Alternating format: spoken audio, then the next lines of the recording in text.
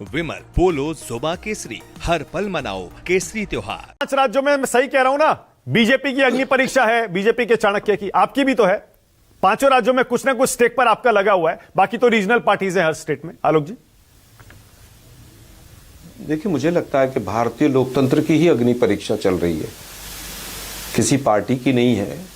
Election commission की अग्नि परीक्षा है कि बंगाल कैसे जिताया जाए। श्रद्धा की ही बात कर लेते हैं शुरू। प्रभु राम और माँ दुर्गा में लड़ाई ना करवाने बंगाल में कहीं बड़ा खतरा लग रहा है मुझे, क्योंकि इनका काम ही है कि लड़ाई करवाना शुरू कर दो। उड़ीसा जीत जाओ तो जय जगन्नाथ लगाने शुरू कर दो नारे। भगवान भी इनके राज्यों के हिसाब से बदल जाते हैं। तो मुझे ऐसा लग रहा है कि राष्ट्रगीत और राष्ट्रगान में जिन्होंने लड़ाई करा दी हो कि ये नहीं ये होना चाहिए था और ये नहीं ये होना चाहिए था और ऐसे कैसे हो गया, तो इन लोगों की फितरत ही ऐसी है। बात यह है कि मूल मुद्दों पर चुनाव होना चाहिए और election commission plain level field play करे हर जगह, चाहे हमारी अलायंस की सरकार है, चाहे हमारे विरोधियों की सरकार है। Election commission neutral role play करे। आप ये कह रहे हैं कि साहब असम में इतने हो जाएंगे, वहां इतने हो जाएंगे। अमित शाह जी ने तो कह ही दिया 50 साल शासन करेंगे, क्योंकि सब कुछ हमारे कब्जे में, हमारे काबू में। हम जब चाहेंगे 10-10 हजार रुपए अकाउंट में डाल देंगे और दूसरों का कुछ भी होगा उसको रोक देंगे। हम जब चाहेंगे जब किसान सम्मान निधि डाल देंगे, जब हम चाहेंगे जब हेट स्पीच दे देंगे, जब बटोगे तो कटोगे के नारे दे के महाराष्ट्र के चुनाव को बदल देंगे। तो भाई इनकी सरकार है, कुछ भी कर सकते हैं। लेकिन दुर्भाग्य ये है कि दिल्ली में सांस नहीं लिया जा रहा 1-1.5 महीने से। जिस तरह से किसानों की आत्महत्या बढ़ी, उसके ऊपर आंकड़े पब्लिश होने 2021 के बाद बंद है। एनसीआरबी के आंकड़ों की क्या हालत है पूरा देश जानता है। इनके ऊपर कहीं चर्चा नहीं होती है।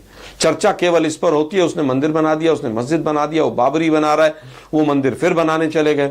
अरे भाई, श्रद्धा की बात कितनी मोदी जी की श्रद्धा राम मंदिर में है, मर्यादा पुरुषोत्तम राम में है। चारों जो हमारे शंकराचार्य हैं उन्हीं से पूछ लीजिए जाकर, अलग अलग जाकर पूछ लीजिए। और अब तो राम भद्राचार्य जी से ही पूछ लीजिए वो क्या क्या कह रहे हैं। उनको बुलाया नहीं गया तो वो भी चालू हो गए।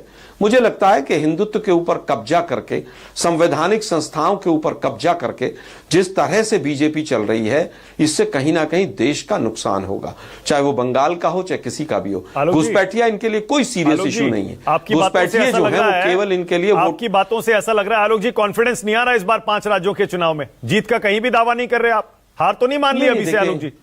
देखिए, मैं फिर कहता हूं, केरला हो, तमिलनाडु हो, पुदुचेरी हो, बीजेपी का खाता नहीं खुलेगा। तीनों जगह हमारी सरकार बनेगी। आसाम में हमारी सरकार बनेगी, सीधी डायरेक्ट फाइट है। बंगाल में मैं दावा नहीं कर सकता, बंगाल में हमारी सिचुएशन जैसी होनी चाहिए थी वैसी नहीं है। लेकिन अभी अलायंस के और तमाम रास्ते खुले हुए हैं। हो सकता है अलायंस में चले जाएं, हो सकता है मिलकर चुनाव लड़ें। बीजेपी अगर बंगाल में आती है तो जिस तरह के माहौल बाकी देश में हो गए वहां पर भी करेंगे ये लोग। आज आप देखिए ना, क्रिसमस पर क्या हाल हो गया है पूरे देश में। सब दंगाई कैनॉट प्लेस में घूम रहे हैं, वो गेरुआ गमछा डाल के उसका भी अपमान कर रहे हैं, हिंदुत्व का अपमान कर रहे हैं।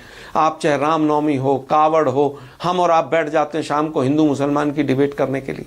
नहीं आलोक जी नहीं, आलोक जी नहीं, हर महीने एक त्योहार आता है। नहीं आलोक जी नहीं, एक सेकंड आलोक जी, न्यूज़ 24 है, आलोक जी होगा, फलाने पे ये होगा। आलोक जी वन सेकंड नहीं, मैं ऑल ड्यू रिस्पेक्ट, ये न्यूज़ 24 है, ये राष्ट्र की बात है, आपको भी पता है। आप मेरे साथ सैकड़ों हजारों डिबेट कर चुके हैं।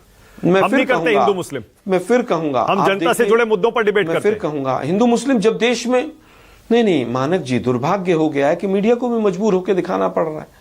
क्या नहीं हो रहा है क्रिसमस पे, क्या क्या हुआ आपने नहीं देखा। पर आलोक जी, इस तरह से पूरे देश, आलोक जी मैं आपको बताता हूं, देखिए मैं आपको बताता हूं और आप मुझसे सहमत होंगे। मैं आपको बताता हूं, त्रिपुरा का था आलोक जी, मैं आपको बताता हूं, एक छोटा सा देश में जो हो रहा है उस पर डिबेट करना पड़ेगा।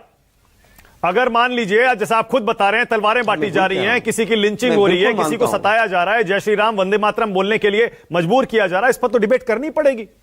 हम तो चाहते हैं ये रुके, सामाजिक सौहार्द हो। जो कानून तोड़ रहे हैं और देश का ताना बाना तार करना चाहते हैं, उनके खिलाफ एक्शन होना चाहिए। ये डिबेट तो होगी। लेकिन आलोक जी, मैं दूसरी बात कह रहा हूं, दिलीप घोष जब ये कह रहे हैं मंदिर मस्जिद की राजनीति नहीं चलती, डिबेट का माहौल क्यों बन रहा है? आलोक जी, मैं आपसे ये पूछ रहा हूं, दिलीप घोष कह रहे हैं मंदिर मस्जिद की राजनीति नहीं चलती। कहां नहीं चलती? अगर बीजेपी करती है तो बीजेपी तो जीतती आ रही है। मान लिया 24 में 240 पे आ गई, उसके बाद तो जीती रही है ना। तो बंगाल में भी चल जाएगी मंदिर मस्जिद की राजनीति। इन्होंने तो देखिए, मैं फिर कहूंगा, ये हिंदू मुसलमान के अलावा कोई इशू नहीं ला सकते हैं। और ये तो मैनिफेस्टो में लिखते हैं तो कि हम राम मंदिर की राजनीति करेंगे। आज कोई मना कर रहा है, घोष मना कर रहा है, फलाना कर रहा है। बीजेपी तो यही राजनीति, इसके अलावा कुछ है ही नहीं इनके पास।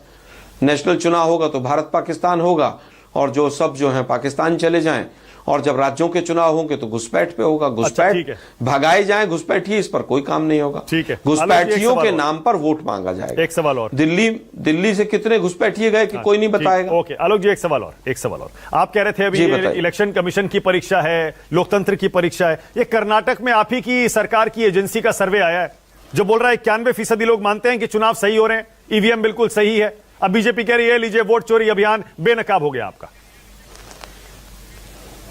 नहीं, मेरे पास इस तरह के किसी सर्वे का कोई ज्ञान नहीं है कि इस तरह का कोई कांग्रेस पार्टी ने सर्वे करवाया हो। मेरे पास इस तरह की कोई इंफॉर्मेशन नहीं है। लेकिन इतना जरूर है कि कर्नाटक की सरकार ने इलेक्शन कमीशन ऑफ इंडिया को 18 चिट्ठियां लिखी कि वोट कट रहे हैं और ये यहां से कट रहे हैं, इनके तमाम हमें डिटेल्स दे दीजिए। तो उन्होंने, कोई इलेक्शन कमीशन ऑफ इंडिया ने जवाब नहीं दिया। 80-80 रुपए में कर्नाटक के आनंद के वोट गुजरात में कट रहे थे, ये पूरे देश ने देखा। उसके बाद ऊपर आज भी इलेक्शन कमीशन ऑफ इंडिया खामोश है। वो ब्राजील मॉडल का क्या हुआ किसी को नहीं पता है। 202 वोट एक महिला के फोटो से कैसे बने किसी को नहीं पता है। आज भी 5 लाख वोटर बिहार के अंदर SIR होने के बाद अगर डुप्लीकेट हैं तो उसके लिए जिम्मेदार पाकिस्तान है या बांग्लादेश है, रूस है, पता नहीं। एक जवाब दे रहे हैं, उसके बाद आगे 10 लाख लोग ऐसे हैं जिनके फादर ABCDEFGH उनके फादर्स के नेम है। इसके लिए कौन जिम्मेदार है पता नहीं हमें।